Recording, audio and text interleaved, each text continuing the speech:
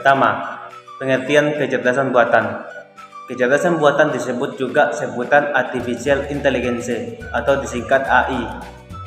Kecerdasan buatan adalah suatu teknologi yang memanfaatkan kinerja perangkat elektronik untuk melakukan tindakan seperti yang dilakukan oleh manusia. Kedua, bentuk kecerdasan buatan. Sejauh ini, setidaknya ada 4 bentuk kecerdasan buatan yang dapat dilakukan oleh suatu perangkat teknologi. Kecerdasan itu antara lain acting humanly, thinking humanly, thinking rationally, dan act rationally. Pertama, acting humanly. Bentuk ini pada dasarnya adalah kecerdasan buatan mampu melakukan pekerjaan yang bisa dilakukan oleh manusia. Kedua, thinking humanly. Suatu perangkat teknologi mempunyai sistem berpikir seperti manusia. Cara berpikir itu lantas membuat mereka dapat melakukan aktivitas manusia. Ketiga, think rationally. Think rationally merupakan bentuk lebih lanjut dari thinking humanly. Jadi, sistem dikembangkan agar bisa berpikir secara rasional seperti manusia. Keempat, act rationally.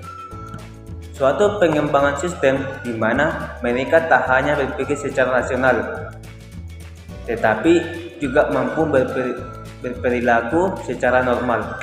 Ketiga, manfaat kecerdasan buatan. Pertama, menghemat waktu. Kedua, meningkatkan produktivitas. Ketiga, meminimalisir kesalahan manusia. Keempat, mengotomasikan tugas berulang. Dan kelima, memberikan harapan baru.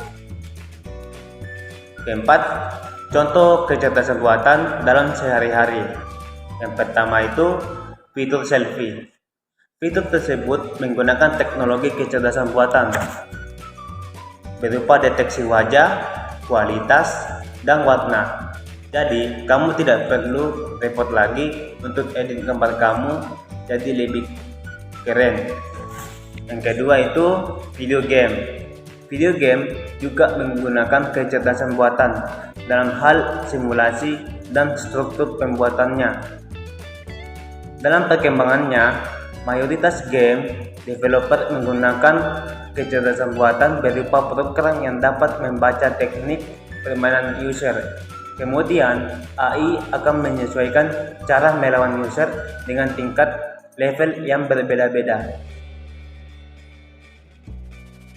Pengertian sistem pakar. Sistem pakar adalah sebuah program komputer yang dirancang untuk memodelkan kemampuan untuk menyelesaikan seperti layaknya seorang pakar atau disebut human expert. Adapun komponen sistem pakar ada 6. Yang pertama, basis pengetahuan, yaitu sistem pakar yang memiliki basis pengetahuan yang mana di dalamnya mengandung pengetahuan untuk pemahaman, permutasi, dan juga skema penyelesaian masalah. Yang kedua, basis data. Basis data juga mempunyai sistem pakar memiliki komponen, yaitu basis data yang mana mengandung berbagai fakta, baik fakta awal pada saat sistem mulai beroperasi maupun fakta yang dapat didapatkan pada saat pengambilan kesimpulan yang sedang dilaksanakan. Yang ketiga, machine inferensi. Machine inferensi merupakan program komputer yang memberikan metodologi untuk penalaran tentang informasi yang ada di dalam basis pengetahuan dan juga di dalam dan untuk mempermutasikan kesimpulan. Yang keempat, antarmuka pemakai. Metode sistem pakar yang selanjutnya merupakan metode antarmuka pemakai atau user interface, yang mana merupakan mekanisme yang digunakan oleh pengguna dan sistem pakar untuk saling berkomunikasi. Akuisisi pengetahuan. Komponen akuisisi pengetahuan merupakan akumulasi transfer dan transformasi kehamilan, dalam menyelesaikan masalah dari sumber pengetahuan ke dalam program komputer. Yang keenam, workplace blackboard. Komponen lainnya adalah workplace, yang mana berisi sekumpulan memori kerja atau working memory yang digunakan untuk merekam kejadian yang sedang berlangsung. Manfaat sistem pakar ada 4. Yang pertama, memungkinkan orang awam bisa mengerjakan pekerjaan para ahli. Yang kedua, bisa melakukan proses secara berulang atau secara otomatis. Yang ketiga, menyimpan pengetahuan dan keahlian para pakar. Yang keempat, mampu mengambil dan melestarikan keahlian pakar, terutama yang termasuk keahlian langka. Contoh sistem pakar dalam berbagai bidang. Yang pertama, sistem pakar dalam industri. Sistem pakar dalam industri adalah sistem pakar perancangan kait atau Pins Roll Interactive Design Expert yang digunakan untuk mengatur kertas dalam mesin fotokopi. Selain itu, ada aluminium foil rolling flatness control application yang digunakan untuk mengukur tingkat karat dalam satu aluminium oil secara otomatis. Sistem ini membuat rancangan dengan representasi pengetahuan tentang rancangan berdasarkan kumpulan goal, metode perancangan, generator, dan aturan-aturan yang terstruktur. Kemudian contoh yang kedua yaitu sistem pakar dalam manajerial. Sistem pakar manajerial memiliki beberapa fungsi. Sistem pakar dalam bidang manajerial adalah sebagai alat analisis. Sistem pakar mampu menganalisa komoditi tertentu dalam satu pasar secara otomatis.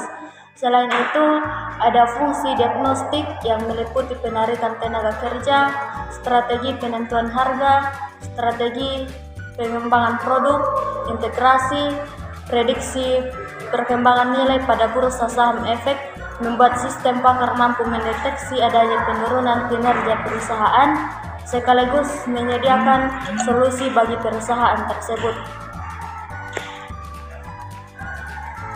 Kemudian, sistem pakar dalam bidang kedokteran. Sistem pakar pada bidang kedokteran merupakan sebuah sistem pendeteksian penyakit menjadi lebih mudah karena sistem pakar mampu mengenali penyakit sejak dini dan penderita bisa mendapatkan perawatan secara langsung. Penyakit yang bisa dengan mudah dideteksi biasanya setiap penyakit yang berhubungan dengan mata karena sistem pakar bisa berinteraksi langsung dengan penderita. Pada aplikasi sistem pakar, umumnya user akan diminta untuk menjawab pertanyaan sesuai dengan gejala yang dirasakan. Dalam aplikasi ini, user menjawab dengan ya atau tidak.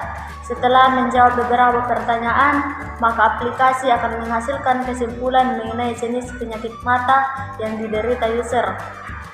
Pada aplikasi sistem pakar lainnya, tidak jarang juga sudah memberikan solusi atau cara penanganan terhadap jenis penyakit yang diderita tersebut. Kemudian yang keempat, sistem pakar dalam bidang psikologi. Sistem pakar bidang psikologi merupakan salah satu implementasi yang diterapkan sistem pakar dalam bidang psikologi, yaitu untuk sistem pakar menentukan jenis gangguan perkembangan pada anak. Anak-anak merupakan fase yang paling rentan dan sangat perlu diperhatikan satu demi satu tahapan perkembangannya. Contoh satu bentuk gangguan perkembangan adalah conduct disorder. Conduct disorder adalah salah satu kelainan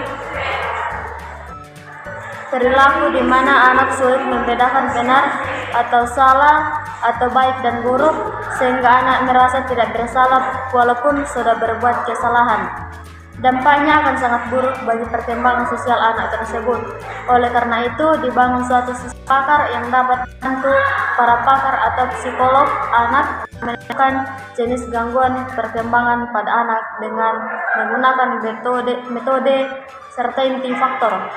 Kemudian yang kelima, implementasi sistem pakar di bidang ekonomi. Implementasi sistem pakar di bidang ekonomi merupakan sebuah sistem pakar sangat berguna di bidang ekonomi, terutama dalam hal pengambilan keputusan untuk memulai suatu investasi usaha. Apalagi pada saat sekarang orang awam banyak kurang memahami pasar modal sehingga mereka cenderung menggunakan intuisi daripada analisa dan berinvestasi.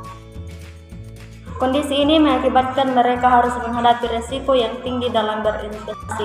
Untuk minimum resiko tersebut dibutuhkan suatu alat seperti sistem pakar yang mampu menganalisis dengan keadaan dan pasar sehingga investor menjadi lebih yakin dalam berinvestasi.